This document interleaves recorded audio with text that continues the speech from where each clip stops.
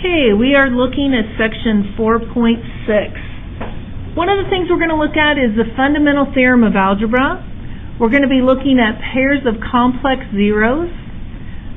They're going to be conjugates, and we're also going to look at Descartes' rule of signs. That's going to be on the second day. So complex conjugates. This means when we have a complex number of a plus bi, the conjugate just means we're going to take this sign and change it. So a minus bi would be the conjugate. Here's the fundamental theorem of algebra. It says if I have a function and it's a polynomial of degree n, as long as n is greater than 0, then the equation, if we set that polynomial equals to 0, has at least one solution. Now, that's important, but really it's not as important as this corollary. The corollary says that if f of x is a polynomial of degree n, with n greater than 0, then the equation f of x equals 0 has exactly n solutions, provided each solution repeated twice is counted as 2 solutions, each solution repeated 3 times is counted as 3 solutions, and so on. We've already talked about this a little bit, but just not to this extent. Look at the degree here. What's the degree? 3. So we should have 3 solutions. We can also think of it as zeros. Solutions are the same as zeros. How many should we have here? Be careful. 4. It's always the highest power. So this is going to have 4 solutions or 4 zeros, if you want to call it that.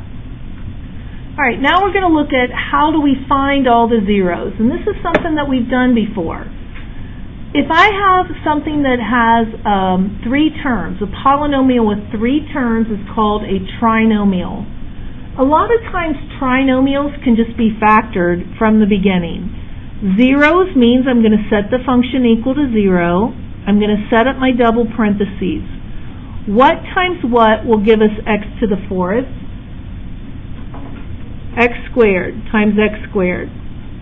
Are there numbers that will multiply to be 49 and subtract to be 48? 49 and 1, right? So I'm going to need for this to be negative and this to be positive. I see if it can be factored down further. Well, this is the difference of 2 squares. So this factors down into x plus 7, x minus 7. Can the second one be factored down any further? No, so I'm just going to leave it. So now I'm going to set each of my factors equal to 0. X plus 7 gets set equal to 0, x minus 7, and x squared plus 1. They all get set equal to 0. Solving the first one, I get x equals negative 7. The second one, x equals 7. The last one, I get x squared equals negative 1. Does anyone know what the solution would be to that? I, but it would actually be positive or negative I, right? Anytime I have an equation and I take the square root, I have to do plus or minus I. Some people were just saying I. If we just said I, we would have 1, 2, 3 solutions instead of the 4 solutions that we should have. So our solutions then are going to be negative 7, 7, I, and negative I. Those are the 4 solutions. How many solutions should we get on the next one? 4 again. If I think ahead on this, this has 5 terms. I can't even use grouping when I have 5 terms. Do you guys remember a way that we talked about yesterday that we could find one solution? On the calculator, right? So I'm going to go to the calculator because I know my possible solutions could be factors of 60, but it might just take too long to do that.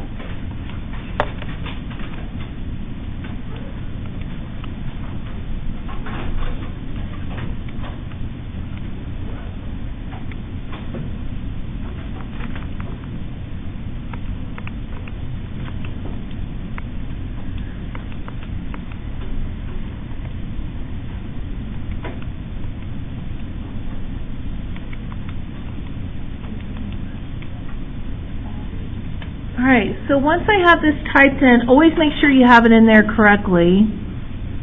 That looks good. So now where I'm going to go, guys, is I'm going to go to my table. And if I look at my table, I'm going to look for some zeros.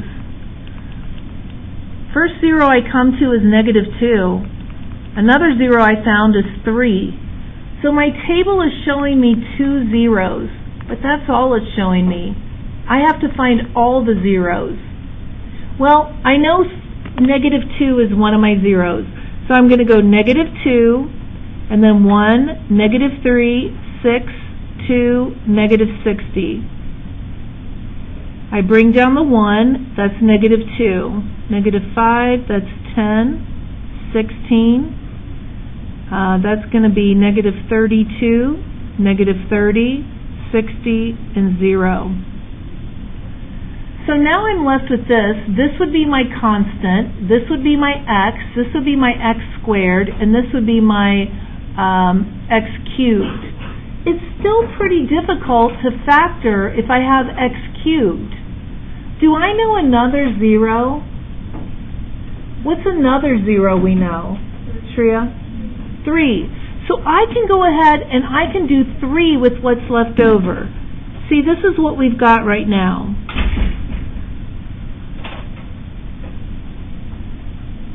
Okay, that's what we have right now. This is still difficult to factor. In fact, factoring by grouping wouldn't even work. But I know 3 is another 0, so I'm going to use my coefficients. I bring this down, I multiply and add, I multiply and add, and multiply and add. Alright, so I have 1 0, 2 zeros, I need 2 more zeros, and this is what I'm left with. This is the constant, this is the x, this is the x squared. So I've got x squared minus 2x plus 10 that I have to be able to solve. Are there numbers that multiply to be 10 and add to be 2? Numbers that multiply to be 10 are 1 and 10 and 2 and 5. Do any of those add to be 2? So what other method could I use? Completing the square, what else could I use? Quadratic formula. Whichever one you guys want. Okay, people are saying quadratic formula. So x is going to equal -b plus or minus the square root of b squared minus 4 times a times c all over 2a. 2 plus or minus 4 minus 40 is going to be -36 over 2. So this is going to be, what's the square root of -36? What is it? 6i. So I'm going to have 2 plus or minus 6i all over 2. Well, now each of these are getting divided by 2, so my solutions are going to be 1 plus or minus 3i.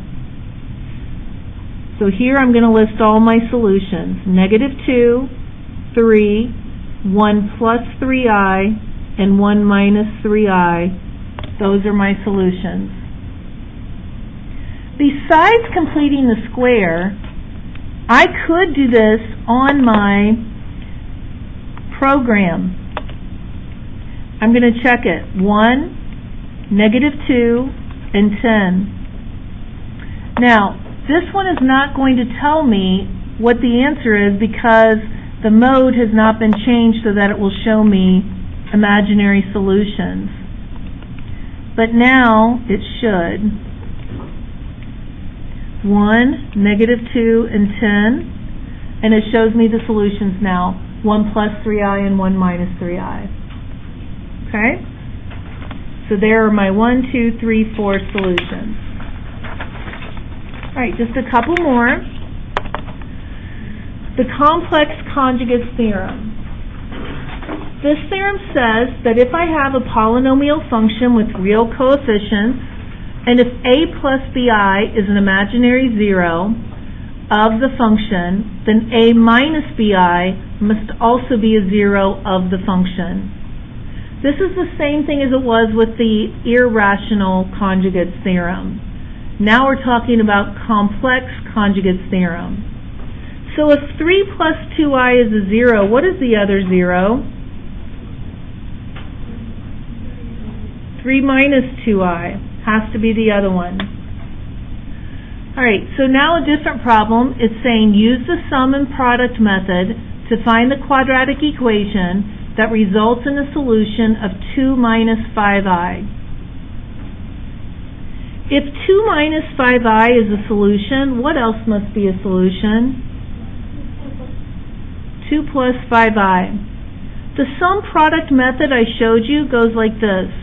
X squared minus the sum, x, plus the product of the solutions must equal 0. I also could do it this way. Watch how else I could do it. I could do x minus my first answer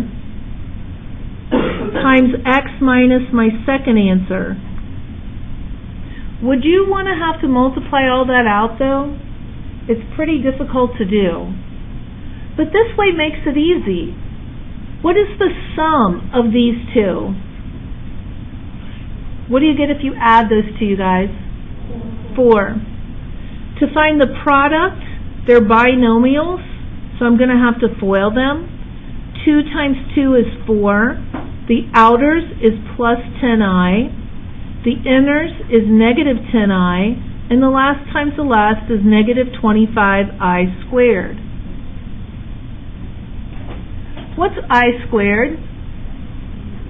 Negative 1 times negative 25 is going to be plus 25.